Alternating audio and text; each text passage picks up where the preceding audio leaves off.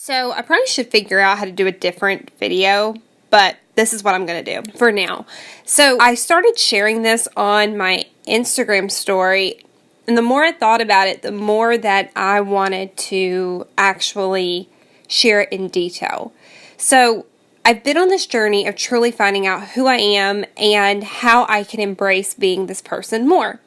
Hence why I started the blog and all the events that followed my blog. So I'm not going to lie and say that when I think about people and the people that know me well, and I think about how they describe me, it's probably all over the place. You know, you never know when you come to me for advice what kind of person you're going to get on the other line, because sometimes I'm going to be funny, sometimes I'm going to be witty, sometimes I'll be serious, and what I've realized is that sometimes when people come to me and they say, hey, I need to talk with you, my advice makes them mad because I try to get them to think about things from a different angle, and I'm not always coming with this sweet, sappy, oh, let me hug you and, nurture you through this.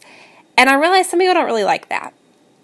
And then sometimes I hear the response that I want to hear, which is, wow, I needed to hear that. That's exactly what I needed. And I realized that although my methods can be described as somewhat of a hot mess, it's who I am. And the thing I have to remind myself is that as long as I am true to who I am and my intentions are good, meaning I'm not trying to benefit myself, but I'm trying to help others, then in my own crazy, unique way, I'm serving as the Bible calls me to serve. And I've been thinking about that over the past several days, and a friend of mine texted me yesterday, and I mentioned this on my Instagram story, and she was thanking me for being real, and that she was able to be real in return with me. And I realized that you've got to own who you are. You've got to say, this is who I am. And I could sit here and say, yeah, I'm a sweet person, and I'm bubbly, and I'm happy all the time, and my reality is, no, I am not. I am my own personal version of sweet. But being realistic, I'm sure there are thousands of other people in this world who could be labeled sweet over me. And there's nothing wrong with that. But those words are not always the pretty adjectives that sound nice when you repeat them back. And some of the ones that I was using to describe myself, I was like, oh crap, that's not a very pretty word. But then the Lord reminded me. He said, I love you as you are.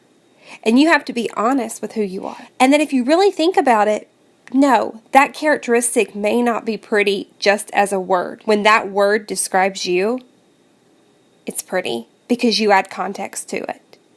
And does that mean I'm perfect? Absolutely not. I mean, at times, I am unfiltered. And it really doesn't end well for me. But I'm working on it. And I'm going to be real with you. I would rather be myself, an unfiltered hot mess at times, and a blunt, sarcastic, witty friend at times, and a loving, caring, nurturing friend at times, than be someone that I'm not. Because I'll be real with you.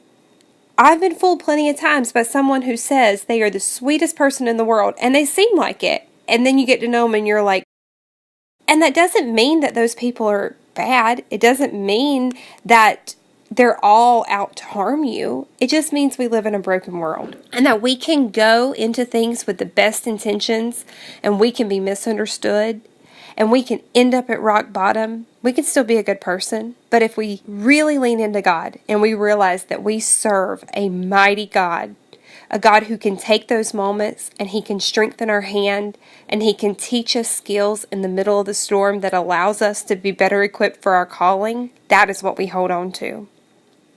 That is what we lean into. And that when we deny who we really are, we allow that moment to change us and to conform us so that we will be well liked by a world that doesn't really matter. Because what matters is our God. What matters is His calling for us. Psalm 84:10 says, I would rather be a doorkeeper in the house of my God than dwell in the tents of wickedness. And when I read that in various forms and in different study Bibles, I realized it's bearing one another's burdens. It's opening doors for the Lord. And that is greater than serving the wicked. And it hit me like a load of bricks, because When I got that text from my friend, it made me think. It made me look back at the compliments people have given me. And oftentimes, the ones that stick with me are when I get somebody saying to me, "You saw me for me." And that's what makes me feel good. That's a compliment I can hold on to. And then I started thinking, what could happen if we would take the very things that God has blessed us with, these gifts, these talents, and we use it for His greater glory? Who could we reach then, and who could we touch? And it brought everything full circle to me. And I realized that this past year, there have been so many things that I have finally tapped into, and the second I owned them, and I began to acknowledge them, the path God has been calling me on has become more clear. So my friends, the question I have for you is, what if there is a talent that you haven't tapped into yet? What if that is the one thing that God needs you to grab onto to further His kingdom? Be authentically who you are, and don't let fear hold you back anymore from that. And since it's Holy Week, when I'm looking at this, think of the cross. Think of how Jesus was mocked and ridiculed all the way until He took His last breath. And do you know what His final words were? In Luke, it says, "Father, into your hands I commit my spirit." You're in good company. Even when you're disliked, commit to Him. Commit to God, every single bit of you. Even if the adjectives aren't pretty, they are God-breathed. And with context, you make them beautiful. And that makes you enough. That makes you worthy. And that makes the real you greater than any facade you can pretend to be.